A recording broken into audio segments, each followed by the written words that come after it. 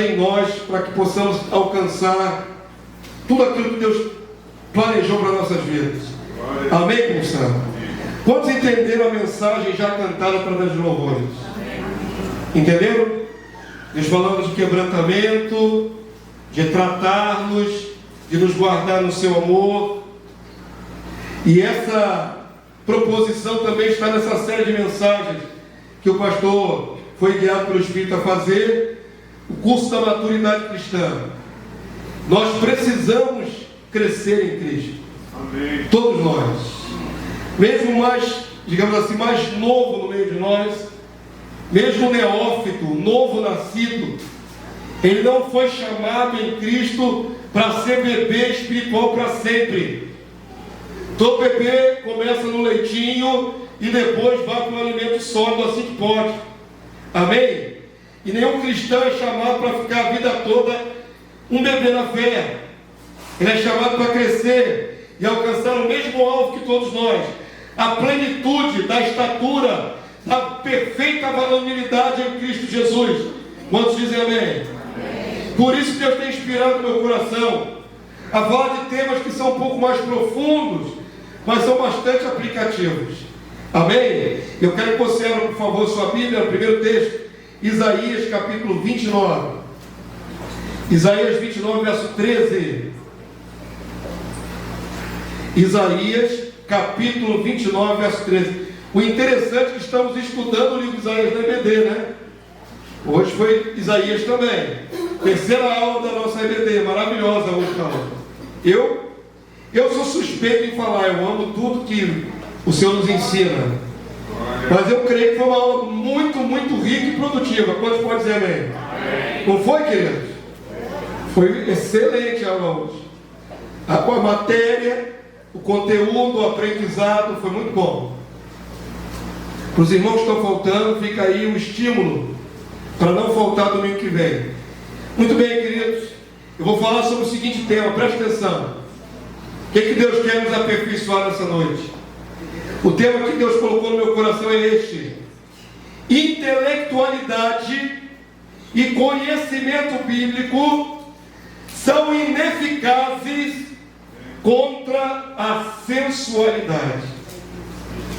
Presta bastante atenção no que eu vou ministrar nessa noite. Deus colocou o texto aí para a gente desenvolver esse pensamento. Conhecimento bíblico somente não nos salva. Intelectualidade não nos salva. Conhecer versículo bíblico não nos salva, se não for acompanhado com uma vida de prática e oração. Existe uma necessidade muito grande de ampliarmos a nossa comunhão com Deus. Amém, povo santo? Essa igreja, por exemplo, precisa muito melhorar essa intimidade com Deus. Eu sei que você ora na sua casa, eu sei que você ora no seu dia a dia, mas como organismo, como corpo de Cristo, como igreja, nós podemos melhorar. Amém, queridos? Sexta-feira que vem agora tem reunião de oração. Venha orar com os seus irmãos. Venha mostrar a Deus Pai que você quer estar na unidade do corpo, na unidade do Espírito. Isaías capítulo 29, verso 13. Quantos tem usado o texto? Não são muitos textos hoje. Amém? Isso não quer dizer nada que o pastor prega a mesma quantidade de hora. Seja meia dúzia de versículos, sejam 30 versículos, eu prego o mesmo tempo. Amém? Então vamos lá, queridos. O texto diz assim: quem quiser acompanha só com o olhar. Não precisa ler em voz alta.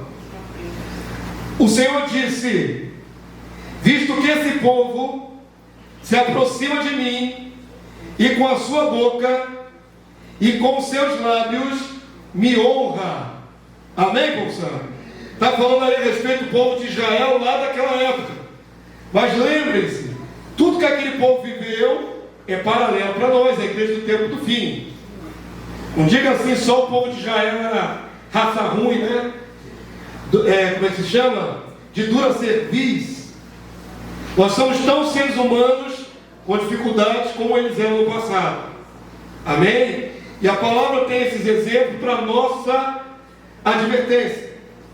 Então vamos lá, vou ler de novo. O Senhor disse, próprio Deus, através do profeta Isaías: visto que este povo se aproxima de mim com a sua boca e com seus lábios me honra. Era um povo que fazia orações, era um povo que levantava adoração e louvor ao Deus Jeová, Yahvé. Agora olha o detalhe aí, irmão, depois da vírgula: mas o seu coração está longe de mim, e o seu temor para comigo consiste. Eu queria que agora você lesse em voz alta, vamos lá? Só em mandamentos de homens que maquinalmente aprendeu. Eu acho fantástico. A única passagem que em português tem essa expressão é aí: maquinalmente. Vai procurar na sua Bíblia, você não vai achar outra passagem que use esse termo. Na verdade é a tradução em português, mas o sentido é o mesmo. Maquinalmente, nós poderíamos dizer em português mais comum, mecanicamente. Amém? É possível nós nos achegarmos a Deus mecanicamente? É possível. Pode sim. Principalmente o religioso, né? Ele sabe que tem que ir à igreja, ele sabe que tem que cantar louvor, ele sabe que tem que dar oferta, ele faz tudo isso. Mas não quer dizer que seu coração esteja próximo de Deus. Podemos aprender a fazer tudo isso mecanicamente, maquinalmente. Quantos entenderam até aqui em nome de Jesus? E aí que está o nosso nossa grande auto-reflexão, irmãos. O que te trouxe aqui nessa noite, de fato, o que você foi impelido a sair do seu lar e vir aqui, de fato, por causa do quê? Por causa de quem? Melhor dizendo. Amém? Você pode ter vindo por vários motivos. Você pode ter vindo para acompanhar seu esposo, sua esposa, que já sabe que tem que ir à igreja. Mas Deus não quer um povo que se aproxime dele só porque tem que se aproximar, e não quer um povo que saiba cantar, mas que o coração esteja tão longe dele. Amém? E aquele povo daquela época não é diferente da igreja moderna. Volto a afirmar: são seres humanos como nós, que se aproximam diante de um Deus tão santo, tão transcendente e tão invisível, que é difícil manter a conexão. Amém, Espírito Santo? Vamos para o texto, vamos continuar o texto. Que maquinalmente aprendeu, decorou, sabe recitar os versículos, sabe cantar o louvor. Verso 14: continuarei a fazer obra maravilhosa no meio deste povo, sim, obra maravilhosa. E o que está escrito aí? E um portento. Portento é uma palavra muito antiga, arcaica, algo prodigioso, algo tremendo, algo bem grande. Deus está falando: eu vou fazer coisa grande no meio de vocês. E um portento, de maneira que a sabedoria dos seus sábios perecerá, e a prudência dos seus prudentes se esconderá. Verso 15: ai dos que escondem. Presta atenção agora, eu vou fazer você ler o versículo. Quando o versículo é chave dentro do entendimento, é bom você falar ele, tá bom? Esse é o versículo chave. Verso 15, vamos lá, igreja. Ai dos que escondem profundamente o seu propósito do Senhor, e as suas próprias obras fazem as escuras, e dizem: quem nos vê? Quem nos conhece? Oh Jesus! É possível esconder alguma coisa de Deus, irmãos? Mas é possível tentar fazê-lo se enganando, achar que está fazendo algo que não está diante de Deus? É possível. Nosso coração é enganoso, nos engana. Amém? Naquela época o povo estava fazendo isso, alguns, não toda a população ali, mas alguns estavam chegando diante de Deus só para cantar, louvar porque sabiam, mas no íntimo, lá no profundo, achavam que tinham áreas da sua vida que Deus não tinha direito de se meter. Como se Deus não acompanhasse cada um de nós com o seu olhar o tempo todo. A palavra de Deus diz: nós estamos nus e patentes diante de Deus. E os 7 Espíritos de Deus percorrem toda a terra. E os olhos de Deus repousam sobre os seus justos. Quantos podem dizer amém? Amém? Não há um minuto, vou ser mais fracionário agora, não há um segundo que você não esteja diante de Deus. Nunca você está afastado de Deus no sentido de encoberto. Deus não consegue te ver. Amém? Todos estamos aqui completamente revelados diante de Deus. Totalmente. O Espírito de Deus percorre toda a terra, os 7 Espíritos. Até aí todo mundo pegou? Verso 16. O Senhor usa o profeta para dizer àquela geração: que perversidade a vossa! Como se o oleiro fosse igual ao barro, e a obra dissesse ao seu artífice: ele não me fez. E a coisa feita dissesse do seu oleiro: ele nada sabe. Quem pensa dessa maneira errada é o próprio ser humano. Mas Deus continua sabendo tudo, conhecendo tudo, sondando tudo. Amém, povo santo? Quando nós pensamos em maturidade cristã, temos que trazer à memória princípios básicos como esse. Isso é básico. Deus vê todo o nosso pensamento. A irmã Luane, acho que foi a irmã Luane, introduzindo aqui o louvor, falou: antes que as palavras saiam da minha boca. Não é isso que está escrito? Há um outro texto que diz que o meditar do meu coração. Querido, você nem está abrindo a boca, você não está emitindo som, mas você pensa o dia inteiro. Até o meditar do meu coração, Deus está olhando. O que eu penso? O que eu não penso? Se eu estou pensando mal de alguém, se eu estou pensando uma coisa imoral, tudo que nos passa no coração, Deus conhece. Quantos pode dizer amém? Fato. Estamos confrontando as Escrituras com a nossa experiência, com Deus na vida prática. Amém? O conhecimento só é bom quando se transforma em vida prática. Sabedoria aplicada. Conhecimento de Deus só é bom quando você pega esse conhecimento aqui que você aprendeu e coloca na prática. 1 Timóteo 5,13. A menos que eu tenha trocado a referência, eu tenho que voltar para o Coríntios, viu, irmão? Porque na hora que eu pego lá no computador, aí cola, às vezes trepa um texto ou outro, dá um problema aqui. Vamos ver se é assim que começa. Além do mais, é assim?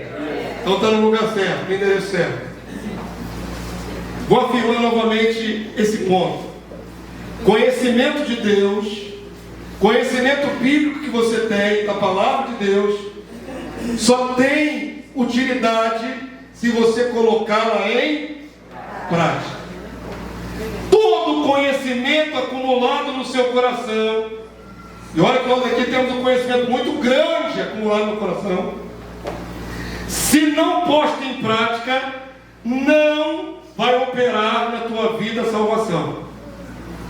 Simples assim. Ah, mas eu conheço tudo do reino de Deus. Não adianta. Eu conheço centenas de versículos. Não adianta.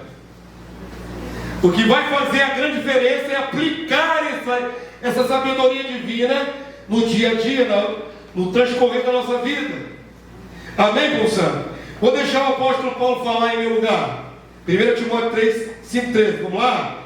Quem quiser ler em voz alta com o pastor. Além do mais, aprendem também a viver ociosas, andando de casa em casa, e não somente ociosas, mas ainda tagarelas. Olha outro tempo que você não imaginava que era na Bíblia, né, irmão? Tagarelas. E que mais do texto aí? Intrigante, que faz intriga, falando que não deve. Agora tem que dar o contexto, você não entende nada dessa passagem. Quem são essas tagarelas intrigantes? Que vai de casa em casa. Viúvas jovens. Viúvas jovens. Mulher nova, cheia de vigor, que perdeu o marido. Viúva velha também pode fazer isso, meu irmão. Depende. Mas o exemplo de Paulo são mulheres novas, que perderam seu marido. E no caso, já que perdeu o marido e de repente não tem nem filho, ela tem tempo demais ocioso. Enquanto as outras estão cuidando da sua vida, dos seus filhos, sua família, ela não tem marido. Perdeu. O que ela faz? Vai de casa em casa. Para fazer o quê? Fofoca. 2000 anos atrás, já revelava as fofoqueiras. Só que essas fofoqueiras conhecem o Senhor. Aqui não é mundana não, aqui é filha de Deus. Na igreja, a palavra de Deus é muito sábia. Ela ensina o seguinte: põe raramente o teu pé na casa do teu próximo, para que ele não se enfade de ti. A gente não quer que chegue nem família, quanto mais o irmão. Tem gente balançando a cabeça. Não é verdade? A família não liga, não passa um zap, não fala, não avisa, de repente bate na tua porta. E normalmente é no domingo. É no dia que você vem se preparando para ir para a casa do Senhor. Tu não estava esperando esse cidadão, essa cidadã, essa turma toda. Tu dá um sorrisinho amarelo. Oi, fulano. Fazer o quê? Irmãos, se parentela às vezes é inconveniente, quanto mais o seu irmão. Não é isso? A palavra nos ensina tudo como viver. Não diz que não tenhamos comunhão. Não diz que não podemos ir na casa uns dos outros, se formos convidados. Diz para pôr raramente, não todo dia. Não sobrecarregar. Essas mulheres aqui no texto não tinham o que fazer, provavelmente sem filhos e sem marido. E ao invés de ocuparem-se com a obra do Senhor, estavam fazendo intriga na igreja, fofoca. 2000 anos atrás. Paulo vai falar que elas aprendem, ouvem, mas não colocam em prática. Amém? Não são ignorantes da palavra. Olha para o texto. Já passamos aí da intriga, né? Verso 14. Quero, portanto, que as viúvas mais novas se casem. É melhor casar de novo. Criem filhos, sejam boas donas de casa, e não deem ao adversário Satanás ocasião favorável de maledicência. Amém, povo santo? Não estou implicando com as mulheres. Aqui é um exemplo de mulheres que não tinham o que fazer. Mas é sério isso. Quando a igreja se desfez ou se enfraqueceu por causa de fofoca no meio da igreja. Tem homem fofoqueiro também, irmãos. Não só mulher não. Não é tão raro assim ter homem fofoqueiro não. Mas olha que o texto é uma coisa assim, muito prática da vivência, né, comum da igreja no dia a dia. Amém? E aí o texto vai concluir assim no verso 15. Não dê lugar para o adversário aí, Satanás. Verso 15. O que diz o texto aí, irmãos? Pois com efeito, já algumas se desviaram da igreja, da fé de Cristo, seguindo a Satanás. Aquele ócio, aquele vício de fofoca, tirou algumas filhas de Deus da casa de Deus e a levou para as trevas, para a mão do inimigo. Adiantou que soubessem versículos? Adiantou ter conhecimento da palavra? A prática de vida delas minou a chance delas de se salvarem. Eu estou dando um exemplo, amém? o Espírito me fez lembrar desse texto quando montava o sermão na minha mente. Ontem Deus foi me dando esses textos todos. Normalmente me dá no próprio domingo, mas esse aqui já veio de ontem. Foi ministrando a minha mente. Abra agora, por favor, em Tiago capítulo 1. Tiago capítulo 1, verso 23. Eu estou afirmando que conhecimento da Bíblia, por mais que você tenha, sem prática, não vai operar salvação na tua vida.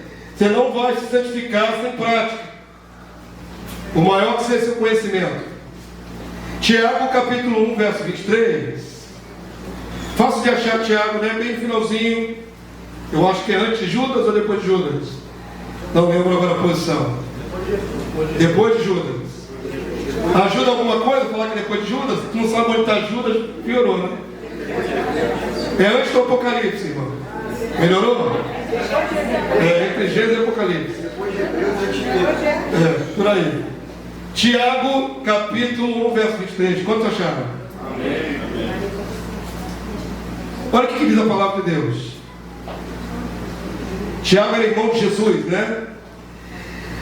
Porque se alguém é ouvinte da palavra e não praticante, assemelha-se a um homem que contempla no espelho o seu rosto natural.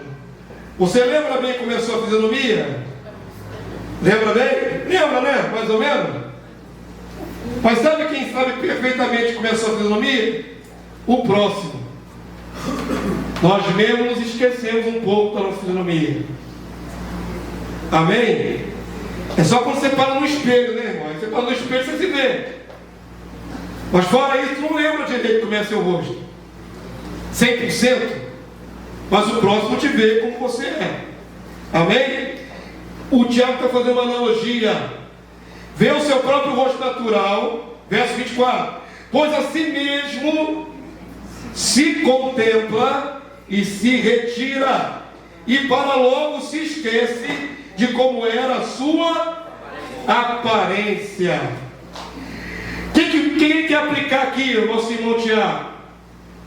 Aquele que ouve a palavra e não coloca na vida, no dia a dia, nas decisões, nas atitudes, no comportamento, esquece a palavra tão rápido quanto você esquece como é a sua fisionomia. Amém? Entenderam? Estão sendo ministrados aqui esses textos.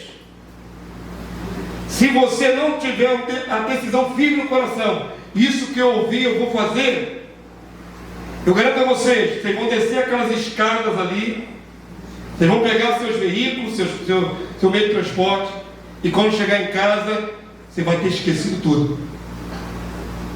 Vai colocar no programa de TV e toda a informação divina se esvai. Compreendem, queridos? Estou falando de coisas práticas, mas de coisas que vão mais no cerne da nossa fé. Não adianta ouvir e não decidir no coração que vai fazer, que vai praticar. Não adianta. Se perde, se esquece. O que faz a gente esquecer? Nossa carne. Há um duelo dentro de nós de carne e espírito. A carne completamente contrária à vontade de Deus. 100% contrária. E o nosso espírito puxando para o outro lado, 100% a favor da vontade de Deus. É uma luta que eu e você temos, todos nós temos. Todo cristão na face da terra tem. Querer acertar a vontade de Deus, e tem um indivíduo aí dentro de você chamado ego, que diz: não, eu quero de outro jeito, vou fazer do meu jeito. Amém, povo santo? Não é essa a realidade de todo ser humano, de todo cristão? É. Por isso a advertência de Tiago aqui. Agora o verso 25, vamos lá? Leia em voz alta, por favor. Mas aquele que considera, aquele que para, medita e pensa, isso aí vale a pena. Aquele que considera atentamente na lei perfeita, lei da liberdade, e nela persevera, não sendo ouvinte negligente, mas operoso que é, igreja? Praticante. Colocou na prática da vida. Esse será bem-aventurado no que realizar. Quantos dizem amém? Essa palavra é tão verdadeira quanto eu e você estamos aqui vivos neste lugar. Decidiu levar a sério os conceitos e vivê-los, vai ser bem sucedido. Deus é contigo. Ouviu os conceitos, mas não está a fim de praticar, não tem vitória, irmãos. As experiências vão ser negativas. As experiências vão ser contrárias à vontade de Deus. É simples assim. E aí o texto diz assim, verso 26, para finalizar, Tiago, vamos lá? Se alguém supõe ser religioso, deixando de quê, irmãos? Refrear a língua. Olha bem, é um cristão, mas ele não consegue se conter. É um cristão, mas fala o que não deve, fala palavrão, briga, insulta. Vamos ver como é que ele conclui. Se alguém supõe que é religioso, deixando de refrear a língua, o que diz o texto aí? Antes, enganando o próprio coração, a sua religião é vã. Vã é vazio, nula, vácuo. A palavra vácuo também se aplica nesse vão. Sabe o que tem que fazer, não faz. Religião vazia. Vai à casa do Senhor, adora, ouve o versículo, mas não muda nada. Entenderam? É tudo mecânico, mas está enganado pelo próprio coração. Queridos, eu vou falar muito sobre isso em outras mensagens. Existe dentro de nós uma força terrível chamada carne, herdada do pecado lá de Adão, e por hereditariedade nos alcançou. Você não faz ideia que miséria é a carne. A carnalidade. Carne aí não é seu corpo físico. A carnalidade da alma é um inimigo tão feroz, tão terrível, destruidor, e eu diria às vezes pior que Satanás. Satanás é um inimigo de fora, que vem para te perturbar, para te seduzir. Mas o que está dentro de você é pior, porque esse te controla e te leva muito longe de Deus, muito, muito longe da salvação, da vida dele. Amém, meu santo? Veja como é sério, né? Palavra tão simples. Ouve, põe em prática. Ouve, põe em prática. Ouve, vive. Ouve, se engana, não vive. Vai ter derrota na sua vida, vai ter prejuízo, sofrimento, esfriamento espiritual, dor, tribulação. Amém? Quantos estão compreendendo? Como é importante entender os processos de Deus conosco, como Ele faz conosco, tudo na palavra. Amém, meu santo? O conhecimento somado à automortificação é eficaz. Diga comigo mais uma vez: conhecimento sem prática é nulo. Amém? Agora diga comigo: conhecimento com prática é eficaz. Amém? Princípio básico, querido, do cristianismo. Princípio básico do relacionamento do homem com Deus. Colossenses capítulo 3, verso 5. Colossenses 3, 5. Se você decidiu no seu coração dar atenção a essa palavra e praticar, ó, você vai ser bem sucedido. Amém? Decide aí, como diz aqui o texto de Tiago. Vamos lá? Colossenses 3, 5. Já é o antepenúltimo texto já. Falei que hoje não era muito extenso. Vamos lá? Agora leia comigo, por favor, do verso 5 até o verso 11. Veja bem, queridos, o processo da nossa santificação, do nosso aperfeiçoamento, não é imposto por Deus a nós. Amém? Não pensa no seu coração que Deus está te santificando à força, porque isso não tem base bíblica alguma. Seria muito legal, né, irmão? No dia que você foi a Cristo, se entregou, com todos os seus defeitos de caráter, com todas as anomalias da sua alma, seus vícios, e você não tivesse que fazer força nenhuma. Deixa que o Pai me conserta. Deixa que o Espírito Santo vai fazer uma transformação. Irmãos, a Bíblia é clara. Deus lhe deu o poder de se tornar filho de Deus. Fazer mediante perseverança. É mediante o agir da tua vida. O poder é facultado, mas o agir do poder é tua decisão. É minha decisão. Quantos dizem amém? Não pensa que Deus vai te fazer ser transformado em um ser glorioso, você não fazendo força alguma, deitado na rede e esperando o Espírito Santo te balançar. Isso não vai acontecer. A nossa transformação é uma experiência com Deus, individual e proporcional à nossa busca e comunhão. Uns buscam mais, outros buscam menos, outros buscam mais ou menos. Volto a afirmar, a oração é imprescindível. Conhecimento, estamos, graças a Deus, bem supridos, até em grande medida. Conhecimento. Quantos creem que nós temos muito conhecimento? Não creem, irmãos? O conhecimento dessa igreja é grande. É grande, queridos. Não estou superestimando o que temos. É grande. É grande.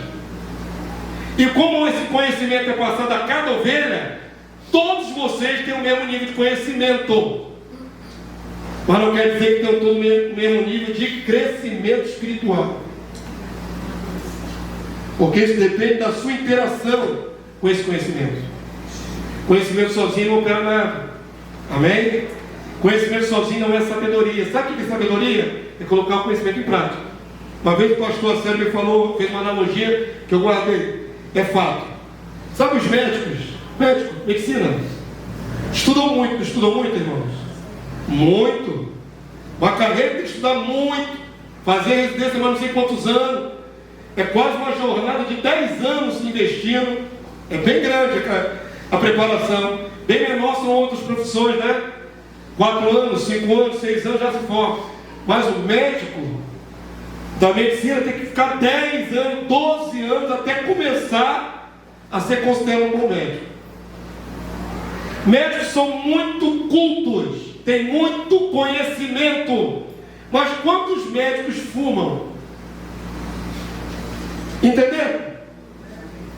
Tanto conhecimento. Leem. Pega as revistas da medicina e vê. O tabagismo mata. O tabagismo faz você ter trombose. O tabagismo faz você ficar amputado. Todo esse conhecimento está na cabeça desse médico. Mas ele está lá, ó, fumando. É a analogia mais prática que eu posso achar agora, foi o que Deus me lembrou. Tem conhecimento, mas não tem o quê? Sabedoria. Conhecimento e sabedoria são coisas diferentes. Tem gente que não tem instrução, uma pessoa simples, sem cultura, estudou pouco, mas tem sabedoria.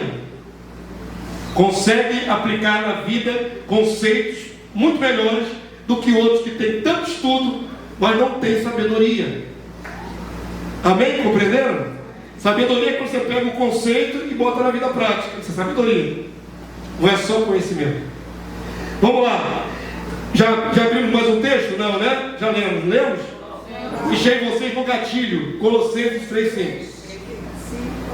Vamos lá para a gente chegar na reta final. Quantos já estão compreendendo o que Deus quer falar nessa noite? Está compreendendo? Está construindo aí na sua mente? O que precisa mexer na sua alma aí? No seu comportamento? Na sua prática da palavra? Vamos lá, Colossenses 3,5. Fazei, pois, morrer a vossa natureza terrena. Leia comigo, por favor, vamos lá. Vou voltar para o verso 5, vamos lá? Fazei, pois, morrer a vossa natureza terrena. Diga assim, minha Carnalidade. Todos temos. Não tem um aqui que não tem. Amém? Faça, pois, morrer. Mata essa carnalidade, senão ela te mata. Fazei, pois, morrer a vossa natureza terrena. E agora ele vai citar algumas manifestações da natureza terrena. Vamos lá? Prostituição, impureza sexual. Impureza aí não é sujeira do corpo, é impureza sexual. Amém? Que mais? Paixão lasciva, também ligada a desejo sexual. Percebam que na cabeceira da lista tem vários pecados sexuais. Amém? Paixão lasciva, que mais? Desejo maligno e a avareza, que é idolatria. Pega dinheiro, por exemplo, é idolatria. Amém? Agora leia o verso 6. Vamos lá, igreja. Por essas coisas é que veio o quê? A ira de Deus sobre os filhos da desobediência. Ora, nessas mesmas coisas andastes vós também noutro tempo, quando vivias nelas. Agora, porém, despojando-vos, lançando fora, igualmente de tudo isso, o que diz o texto aí? Ira, tem que jogar fora. O que mais? Indignação, tem que jogar fora. Maldade, tem que jogar fora. Maledicência, fala mal dos outros, tem que jogar fora. Linguagem obscena do vosso falar, palavrão, tem que parar com isso. Está falando para cristãos. Paulo escreveu isso, não é para quem vai se converter, é para quem ainda está convertido. Mas tem que jogar tudo isso fora, tem que matar. Verso 9, igreja. Não mintais uns aos outros, uma vez que vos despistes do velho homem com seus feitos, e vos revestiste do novo homem, que é Cristo, que se refaz para o pleno conhecimento, segundo a imagem daquele que o criou, no qual não pode haver grego, nem judeu, circuncisão, nem incircuncisão, bárbaro, cita, escravo, livre, porém Cristo é tudo em todos. Qual é o padrão que o Pai quer nos transformar? Cristo. Amém? Todo mundo entendeu? Tem que matar o resto. E começa com uma listinha de pecados sexuais. Queridos, nós estamos vendo uma geração tão perversa. Não é novidade, né? No tempo de Paulo também tinha. Eu acredito, pastor Amado, meu conhecimento de história da humanidade, tá bom? Gosto muito de história. Eu acredito que os pecados, eles são uma onda crescente, cíclica, de tempos em tempos. Os pecados da humanidade vão aumentando. Aí Deus intervém, o juízo, ou envia um avivamento e diminui. Passa mais umas gerações, começa tudo de novo. Vai aumentando. Aí vem a intervenção de Deus, ou a pregação do evangelho naquela população, diminui. E assim nós vamos. E ciclo em ciclo, até chegar nos nossos dias. Eu acredito que nós estamos numa crescente da impiedade de novo. Principalmente na área sexual, muito forte.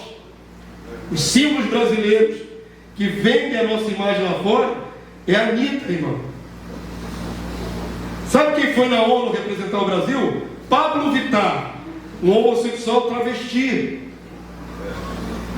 Essas são as referências para a ONU sobre o Brasil. Entende? Não estou falando que é o ideal, estou falando que é a realidade. E acabou ganhando um Grêmio agora ali, a criatura. Não sei se ganhou, não foi ela, não foi a outra, que é homossexual também. Eu estava nas minhas pesquisas na internet para fazer a lição da IBD. Aí passa um banner, né? Uma propaganda de um filme da Netflix. Aí me chamou a atenção o enredo do filme. Presta atenção. Filme da Netflix. É lógico, tem lixo pra caramba na Netflix. Amém? Escolha muito bem. Se não é palavrão e pornografia que você vai botar diante dos homens. Mas o enredo me chamou a atenção. O enredo diz assim, na chamadinha do título: duas jovens fizeram uma aposta, é o enredo do filme. O filme é alemão. Duas jovens fizeram uma aposta de dormir com 52 homens até o fim do ano. Esse é o enredo do filme. Isso quer dizer, são quantas semanas por ano? Por ano? São quantas? 52? Uma por trocar de homem, uma vez por semana. Esse é o enredo do filme. Olha o nível da promiscuidade.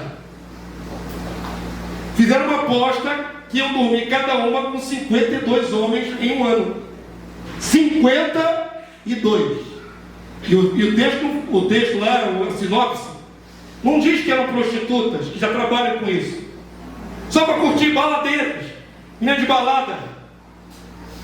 Olha o absurdo. Trocar de parceiro sexual uma vez por semana. Esse é o nível da maldade sexual dessa época. Um exemplo, né? Fora os casamentos homossexuais e tudo mais que vem acompanhando. Esse é o tempo que nós estamos vivendo. Olha o nível. Vou dizer para vocês uma realidade espiritual. Muitos servos de Deus se perderam nessa área. Muitos, mas muitos mesmo. Quando vinha para cá, me lembrei do famoso Caio Fábio, o reverendo Caio Fábio. Quantos lembram de Caio Fábio? Caio Fábio, irmãos, vocês que são mais novos talvez não saibam. Caio Fábio já foi a referência evangélica para o mundo. Quando se falava em um homem de Deus aqui no Brasil, não era Silas Malafaia, era Caio Fábio. Não eram outros pastores de televisão, era Caio Fábio Júnior. Ganhou dinheiro do governo, levantou ali a editora dele Vinde, levantou a Fábrica da Esperança ali em Acari, tudo com doação. Um empreendimento enorme, fazia cursos gratuitos para as pessoas, estava no auge. Quando a Rede Globo queria entrevistar um pastor evangélico, que não era comum naquela época, quem ele chamava para botar na televisão? Caio Fábio. Se você sabe quem é Caio Fábio, já ouviu alguma pregação dele? O nível intelectual de Caio Fábio era imenso. A eloquência no falar é maravilhosa. O homem inteligente.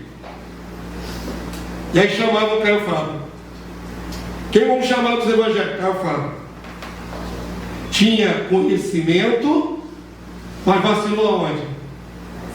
Aonde que ele vacilou? Na prática. Esse Caio Fábio, homem de Deus, casado, teve um caso extraconjugal com uma secretária e acabou com tudo que construiu. A Fábrica da Esperança foi tomada dele. A Vinde, eu não sei que fim que levou a editora, mas a Fábrica da Esperança foi desmontada. Tudo que ele havia construído como homem de Deus, pela referência de ser um homem de Deus, o mundo viu um pecador dos piores. Compreende, querido? Eu sempre costumo falar, eu não vou, lógico, abrir ter criança no recinto, mas eu costumo falar que a área sexual é uma das mais perigosas para o homem de Deus e para a mulher de Deus. Uma das áreas mais sensíveis. Amém? E se não houver vigilância, se cai. Cai e perde a salvação. Amém, santo? Compreendem? Tem inteligência, tem entendimento, mas não aplicar isso na prática, não consegue controlar a sedução. O que faz a diferença, então? Vamos para outro texto. 1 Coríntios, capítulo 9, 25. Chegando no final. 1 Coríntios 9, 25. O que faz a diferença? Eu saber tudo de cor, os versículos. Eu conhecer as revelações do reino. Eu conheço as 4 dimensões do reino. Eu sei que Jesus vai reinar aqui na terra. Esse conhecimento todo que você tem, que eu tenho, vai me salvar? Não, vai nortear as minhas decisões. Mas sabe o que me salva de verdade? Minha relação com 2 seres pessoais, com o Pai e com o seu Filho Jesus Cristo. Sabe o que te salva de verdade? tua relação com o Pai e com o Filho dele, Jesus Cristo. Todo conhecimento não vai servir de nada se você não mantiver uma manutenção de relacionamento com o Pai e com seu Filho Jesus Cristo. Vamos se ter, diga amém. Amém. Queridos, vida de oração. E não é aquela oração leste com leste que você faz de vez em quando vai trabalhar, não. Senhor, me protege, me guarda, me livra, isso aqui é bênção. Eu estou falando de relacionamento, conversa. Eu não vejo mistério na oração, irmãos, sinceramente. Eu não sei que a maioria, muitos de vocês não veem na reunião de oração. Qual é o mistério da oração? Oração é conversa. E quando você ama muito alguém, o que você faz com ela? Conversa. Não é assim? Conversa é a base do relacionamento. Não precisamos conversar mais com Deus. Eu sei que é invisível. E essa dificuldade das minhas vias sensoriais não enxergar Deus. Eu sei que Jesus também está lá sentado ao lado de Deus e eu não posso vê-lo. Mas, queridos, conversa com Ele. Ele prometeu que vai se manifestar a você. Aquele que me ama guarda o meu mandamento. O Pai o amará e viremos a Ele e faremos nele morada. O Senhor quer ter comunhão com você. Agora, eu digo isso aqui. São que horas aqui? 9h25 da noite. 8h25, perdão, metemos horas. Eu digo para você isso agora. O que muda a sua vida? Eu digo para você um conceito bíblico. Tenha comunhão com o Pai e com o Filho. O que muda a tua vida amanhã? Colocar em prática. Colocar em prática. Senão essa mera informação não vai mudar absolutamente nada na tua vida. Compreenderam, queridos? Tu tem que estar disposto a ouvir. Uma das orações que foi feita aqui nessa noite, Senhor, foi aqui que foi que consagrou o ferro. Uma das irmãs falou, Senhor, fala que nós queremos te ouvir. Não foi? Irmã Joaína, olha como é que o Espírito já está trabalhando. Você concorda com essa oração da irmã Joaína? Amém. Muito bem, pedimos. Senhor, fala que o Espírito quer, que eu quero ouvir. Você concorda que a palavra é Espírito e já falou o teu entendimento? Amém. Você já ouviu a Deus através da palavra nessa noite? Já ministrou aí no seu entendimento? Então, Deus já respondeu. Que faz a diferença agora, irmãos? Como você vai administrar tudo isso que Deus falou com você.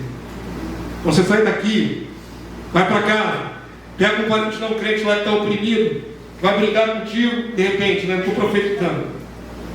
É aquele vizinho chato, é qualquer outra circunstância com outro ser humano.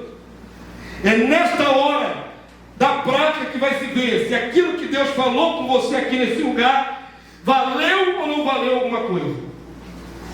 É amanhã quando você estiver no seu trabalho, é amanhã quando você estiver com um patrão opressor, é amanhã quando você pegar um cliente difícil. Você trabalha com clientela. O que vai fazer a diferença é se você se lembra que você é diferente, tem a unção, o Espírito Santo de Deus, e que tem que agir diferente. É isso que vai aperfeiçoando o teu caráter. É isso que vai te dando condição de ser semelhante a Jesus. É isso que vai te aprovar para receber revestimento de glória no dia de Cristo. Amém, povo santo? É isso, irmãos. Mas como o nosso coração também vacila, todos nós. Vou pegar as orações que eu ouvi aqui. Eu estou aplicando no sermão que eu ouvi aqui, porque o Espírito está falando. Pastor Leonardo falou. Nós pecamos por pensamentos, atitudes, atos e palavras. Foi isso que ele falou? Olha como é que o Espírito já estava preparando o terreno para essa mensagem. Combinando nada. Não vou dar 10 reais para ele no final do culto, não. Combinei nada com ele, não. É o Espírito. O Espírito falou na boca de Joaína. O Espírito falou na boca do pastor. O Espírito está falando na minha boca. Batendo na tecla. Batendo na tecla. Amém, povo santo? Não é efeito. Ninguém está aqui procurando efeito. Estamos falando de vida com Deus, de vida prática. Quantos entenderam em nome de Jesus? Amém. 1 Coríntios 9, 25, vamos terminar essa mensagem. Paulo fala do contexto do que acontecia naquela época. Havia Olimpíadas no tempo de Paulo. As Olimpíadas modernas de 4 em 4 anos, não é isso? Existe até hoje. No tempo de Paulo tinha Olimpíada. Foi criado na Grécia. Amém? E Paulo observava. O grande apóstolo Paulo, ele olhou os atletas, o comportamento dos atletas, a abnegação dos atletas. Porque um atleta não é igual a um ser humano comum. Vou melhorar o que eu acabei de falar agora. Um atleta não é igual a você e eu, relaxado, barrigudo. Ficou mais claro agora? Ele não é igual a um ser humano comum, tu foi um cara super-herói. Não é super-herói. Eu e você somos relaxados, barrigudo. Eu me enchendo de gordura, a pança. O atleta, ele não faz isso. Ele controla a alimentação, ele controla os seus horários, ele tem uma cadência de disciplina para exercitar o corpo, o que eu e você não temos, salvo quem está aí na academia, viu? Quem está aí na academia faz muito bem. Então, essa comparação Paulo fez. Ele olhou assim: o atleta, aquele que exercita, o camarada abre mão de um monte de coisa. Os outros estão lá na gandaia, ele está treinando. Os outros estão lá bebendo e comendo coisas gordurosas, ele se abstém. Paulo pensou, o Espírito Santo iluminou. Olha uma analogia aí, Paulo. Todo atleta em tudo se domina para conseguir uma coroa corruptível. E nós, filhos de Deus, todos nós, estamos correndo atrás da nossa coroa. Uma coroa reservada exclusiva para o entorno da sua cabeça. Amém, moçada? A coroa da Fernanda é dela, intransferível. Ou você visualiza a sua coroa, e quando vier o tempo mau, a dificuldade, você fixa os olhos na coroa e diz: eu abro mão de tudo, mas eu quero a vida eterna, a glória. Amém? Assim como usei a Fernanda de exemplo, usa qualquer um aqui, o Tiago, qualquer um. Existe uma glória reservada para mim e para você. Existe, ela é exclusiva, ela é pessoal, personalizada. E é o Filho de Deus que vai nos coroar. Amém? Aí Paulo faz a analogia: domine-se, controle-se, discipline a sua vida para alcançar essa coroa de glória. Vamos ler o texto? E assim encerramos, vamos lá? Bem mais alto com o pastor. Todo atleta em tudo se domina. Tudo, diz assim, tudo. Tudo. Esse camarada fecha todas as brechas. Em tudo se domina. Vamos lá, irmãos. Para alcançar o quê? Uma coroa corruptível. Nós, porém, a incorruptível, a glória eterna. Verso 26, igreja. Assim corro também eu, não sem meta. Assim luto, não como desferindo golpe no ar, mas esmurro o meu corpo e o reduzo à servidão, para que, tendo pregado a outros, não venha eu mesmo ser desqualificado. Amém, povo santo? Olha como é que o Paulo é maravilhoso. Ele olha para aquela situação do atleta, ele aplica para a igreja e aplica nele mesmo. Eu estou correndo, eu estou lutando, eu quero a minha glória. Mas se eu tenho todo esse conhecimento, revelação, se eu não mantiver a minha carne, a minha carnalidade dominada, eu posso ser desqualificado. Pode se entender de caminho. O grande apóstolo Paulo. Se fosse impossível Paulo cair, ele não diria isso. Não era impossível, mas ele não dava mole para a natureza humana. Ele mantinha ela debaixo de controle. Amém, irmão de Deus? Eu costumo fazer analogia bem popular, né? Coisas bem simples. De manhã eu falei do seriado do Batman, da década de 60. Lembra quem estava aí? Só quem é mais velhinho assim que vai lembrar do Batman, da década de 60. Um Batman barrigudinho. o Batman e o Robin. Vou fazer uma analogia de super-herói para você guardar. Dentro de cada um de nós existe o incrível Hulk. E agora tem a mulher Hulk também, viu? Para as mulheres não ficarem atrás. O incrível Hulk, a mulher Hulk. Sua natureza velha, caída, terrível, capaz de matar. Todos nós temos. Ou você mantém esse incrível Hulk sob domínio, ou ele te domina.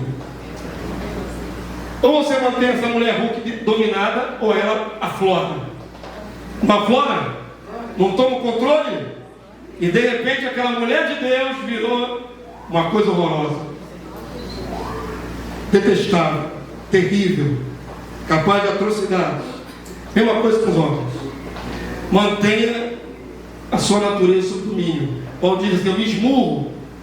Não é autoflagelação, é controle, é abnegação, é matar os feitos do corpo, é se negar a se entregar àquela vontade que dá. Quantos entenderam? Diga amém. A vontade dá. Está na nossa natureza. Mas você pode controlar para que você possa ganhar sua coroa. Amém? Quantos entenderam? E eu falei aqui exemplos mais na área sexual. Sabia que a área sexual vai derrubar muita gente? É fato, irmãos.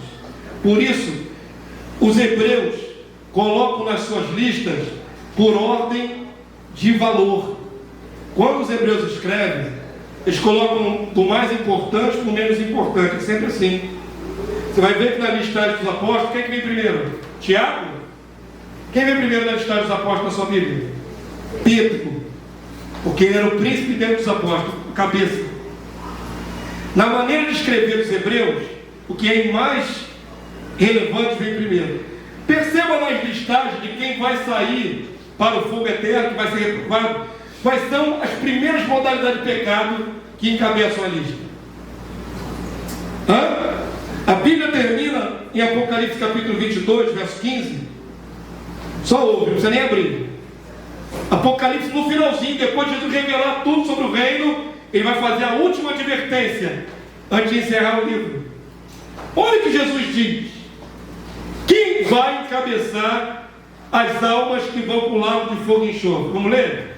Você vai ler, não, você vai só ouvir, vamos lá? Diz assim, ó: fora ficam os cães. Cães, o pastor até pregou na quarta-feira: cuidado com os cães. Não foi? Fora ficam os cães, fora do reino, fora da vida. Cão aí não é cachorro, mas cão aí é ser humano irracional como um animal, de pensamentos tão terríveis como um animal, que reage com violência como um animal, que tem volúpia sexual como um animal, é uma besta. Fica fora. Amém? Fora ficam os cães, os feiticeiros, porque invocam demônios, os impuros, de novo, impureza sexual. Amém? Os assassinos, assassinos vem depois de impuros, impuro vem na frente, em ordem crescente. Os idólatras e todo aquele que ama e pratica a mentira. Amém? Esses vão ficar debaixo da ira de Deus. Na lista da cabeceira terá os impuros. A palavra impuro no grego é porro, no grego mais próprio, que diz respeito a todo tipo de prostituição, inclusive a paga. A área sexual derruba e tira do reino muita gente. Amém, graças a Deus. Não estou lançando carapuça, foram esses textos que Deus me guiou. E esses textos vão fazer alguma diferença, tenho certeza, para quem der ouvidos e coloca em prática a vigilância. Quer vencer? Jesus não falou assim, olha, se você quiser vencer a tentação, leia a palavra. É isso que Jesus disse? O que Jesus mandou fazer quando veio a tentação? Orar, vigiar e orar. Não mandou ler a palavra, entenderam? Não estou desmerecendo a importância nem a primazia da palavra. Eu estou falando que é ineficaz saber o que Deus quer mas não ter força para agir. Como é que você adquire força para agir segundo a vontade de Deus, que Deus já revelou na palavra? Através da intimidade da oração. Orar te livra da tentação. Amém, amados de Deus? É orar, não é ler a Bíblia. Ler a Bíblia tu já conhece a vontade de Deus. Quantos entendem a palavra nessa noite? Fica de pé nessa hora, irmãos. A profilaxia dos nossos males é a palavra. É o remédio. Amém? Nós precisamos muito do remédio da palavra para não nos perdermos. Uma das canções que cantamos hoje diz, né? Abra mão de tudo que for preciso para não te perder. Em nome de Jesus.